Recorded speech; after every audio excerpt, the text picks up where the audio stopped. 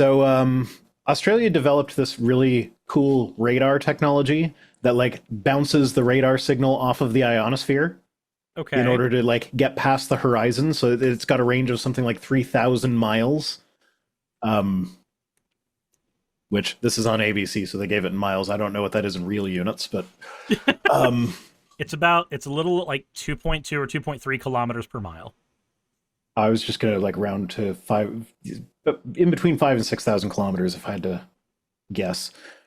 Um, but yeah, so they bounce it off the ionosphere to get a further signal. It's been around for something like 30 years, but from what I'm gathering from this article, Australia is the only country that has it so far. Like they've kept it to themselves. And they were in the process of selling it to the United States. They were Mm-hmm. going to deploy it on the West Coast because it can actually 1.6, see. not 2.2. Sorry.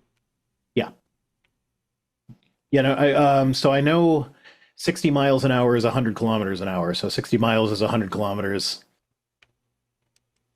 So it's roughly double, a little bit more than double. Um, but yeah, so this their radar system, if set up on the West Coast, would see all the way to China. So they could monitor the Jesus. entire Pacific Ocean. They were like, yeah, that's not going to the U.S. Not now. Yeah, no, they've been in talks to sell it to them for, from what I gathered, like several months. But then Elon showed up with his Doge nonsense, and Australia was like, I don't know about this. And then our brand new prime minister, one of his first acts as prime minister was to call up Australia and be like, hey, you know that thing you got for the States? We're a bit more stable than them at the moment. Why don't you sell it to us instead? And the Australian prime minister was like, yeah, sounds great. Jesus. So, Our country is such a joke right now. A threatening, terrible, horrible joke, but a joke nonetheless. yeah, and the way it's supposed to be deployed in Canada, it's ostensibly for monitoring the polar region to make sure we're not getting like an Arctic attack happening. Mm-hmm. But with the range of this thing, it would also monitor our southern border.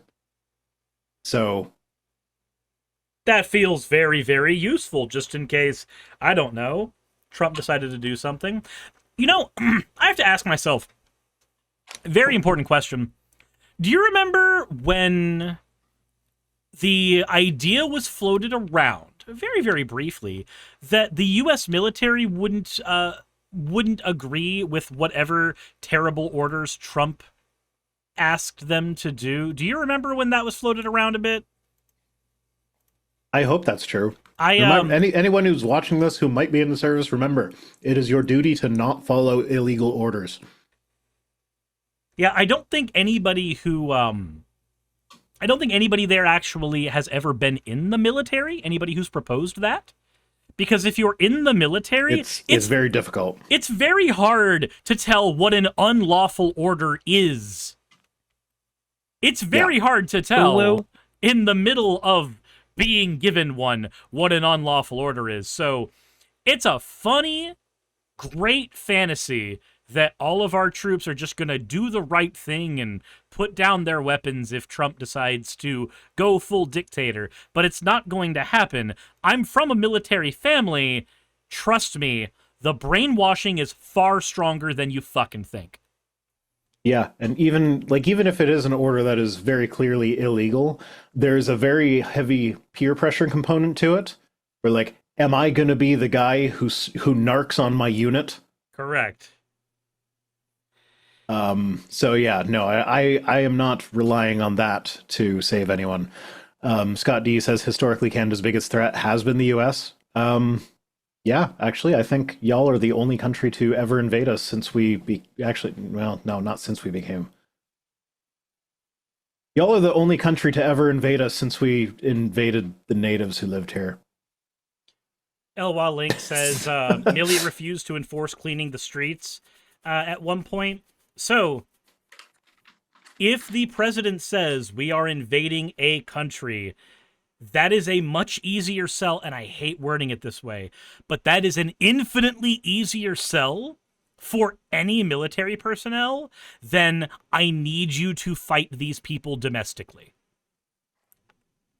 It is an infinitely easier sell to dehumanize an enemy than it is to, say, fight these people from within for members of the United States military.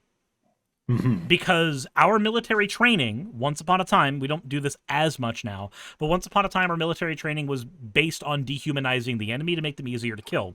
Our military training shifted with the interconnectivity of the world from dehumanize the enemy to make them easier to kill to put forth the argument that if you do not kill the enemy, they will kill your friends and family. You don't have to dehumanize the enemy if they are considered equivalent to a home invader. It is a very easy sell for any president to go, hey, by the way, this is what you're doing right now. All you have to do is have a strategist that gives a convincing enough argument for why it is needed for United States security. And we have done it before. Or we'll make up shit. And do shit like when we sunk our own USS Maine. We'll just make up a reason to go. We've done it before. Mm-hmm. Bay of Pigs, anyone? Said an oath to the Constitution against domestic enemies is completely academic. Yeah, Dark Excalibur says, I was asking Vice Rhino if Canada's military does requests and if they could repeat that funny they did to the house that is white. So, fun fact, that regiment still exists. My mother was actually a part of the reserves in that regiment for a little while when she was younger. Bravo Needs Bacon, thank you very much for the 25-bit, says, if the felon dares to invade Canada, I'm rooting for Canada, no dictators, no kings. Oh, me too, 110%. So, I love my country in the sense that this is my home and I want it to improve. But I do not love my country. It would improve under Canadian government. It would. If so I would be rooting for Canada. If you guys became the 11th province. Also, just a fun thing. Just a fun thing. If Canada became the 51st state, it'd be beautiful. If Canada became the 51st state, let's pretend for a minute that happens. Do you think a Republican would ever make his way into office ever again? Yeah, fuck no, but that's academic because it ain't never going to happen. Understandable. What you said earlier about the enemy killing your friends and family, yeah, Canadians will fucking do that when you piss their military off. So, I'm not saying that as a point of pride. Look, but Geneva Suggestions is a Canadian joke more than anything. Yeah. No, it's. I probably said this last week. I don't remember because I had too much scotch. Yeah, no, the joke in the Canadian military is it's not a war crime the first time you do it. Mm-hmm. It's not. All you have to do is be really creative with what you're doing. If you're creative enough with the thing you do, it's not a war crime because it will likely be the first time it's happened. Yeah. So yeah, anyway, this sale from Australia, it's actually their biggest military sale in history. And we snagged it from y'all. Because nobody trusts Orange Man. Nor should they. Like I'm thinking back to all the Twitter interactions I had back during his first term, where people would say that like, oh, I'm only saying that because Orange Man bad, and so anything he does has to be bad. And I'm sitting here now like, yeah, Orange Man bad, Orange Man very bad. If you disagree, fuck off. I don't want to have a conversation with you anymore. And that's why I'm not on Twitter anymore. Oh, do you remember JP Sears? No, I don't.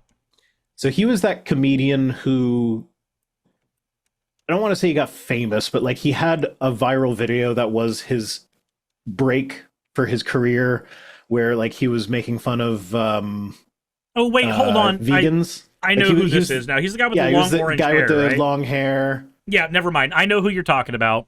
Yeah, so he had it wasn't like funny, but it was like, that's kind of entertaining video about vegans, and that made him famous, and everybody thought he was kind of left-leaning, but then he went hardcore MAGA. Yeah, okay. I remember. I've done videos on him. Yeah, so while I was hunting for tweets today, I ran across a sketch that he did about how liberals are getting so stupid or whatever. and it was like someone was Jangles painting a Prime, thank you for the swastika 2 on his USD. I Cybertruck. appreciate it. Said, can we borrow And Canada he's like, for an hey, election cycle? you know I have you on the cameras on the truck, right? He's like, yeah, so it's my right to do it because I have free speech. You're like, okay, nobody has used free speech as an excuse for why it's okay to vandalize Cybertrucks. No. That's just dumb. That doesn't even rise to the level of straw man. But look, it finished off with like the person was like recording him being like, I'm gonna show the world that you have a Cybertruck and so you support Elon Musk. And then he's like, well, where are you gonna post it? On Twitter? Yeah, well, Twitter's owned by Elon Musk. Well, I didn't think of that. And he's presenting this as like liberals are getting stupid. How is that even a compelling argument? I don't know, because like I'm sitting there like the only reason I'm on Twitter right now is to collect screenshots of people being stupid, because I spend all of my social media time now on Blue Sky, not Twitter, because Twitter is a cesspit. Like, so how is that even a thing? Like, I made a video recently about Musk, and in there I basically said, look, maybe it's time for us all to just hop off of Twitter, period. And since I've done that, I have not posted on that site, nor have I logged into the site. I may go there to check my DMs, and that's about it. So I still post on Twitter, but it's just my weekly, I uploaded a video post. And the only reason I do that is because if I stop posting, if I deactivate my account or whatever, then the handle could free up and somebody could impersonate me or whatever. I'm not terribly concerned about that, but I figure like my once a week post of this is my video never got any engagement anyway. So it's not like this is business for Elon, really. I'll be honest, that's a compelling argument for me not to fully deactivate mine, only because I've not only had the scandal where my channel was stolen, but I also had a bit of time where there was an impersonator on my, not on my account, but there was an impersonator of me on Twitter that was trying very hard to be a problem. Yeah, so that's what, like, that's the only reason I haven't deactivated my account, is just to prevent impersonation. That's fair. So. Hey, thanks for making it to the end of the video. I really could not do any of this without all of you. Those of you watching, and especially those of you who support me on Patreon. I wanted to go ahead and take a minute to thank all of you who do that, because with YouTube being what it is these days, I really cannot do this full-time without the support from each and every one of you.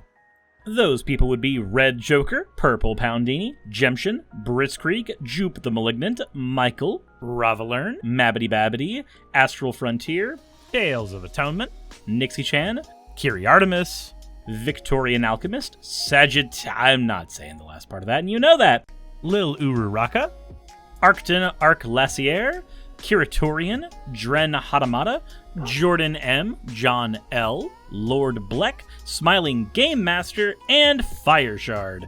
Thank you so very much. But since you're here, why not go ahead and try watching another one? There should be one that's on the screen right now. And if you are a patron of mine, I wanted to go ahead and thank you again for all of your support. There is still a video you could press though, if you'd like. I would appreciate it just a little bit.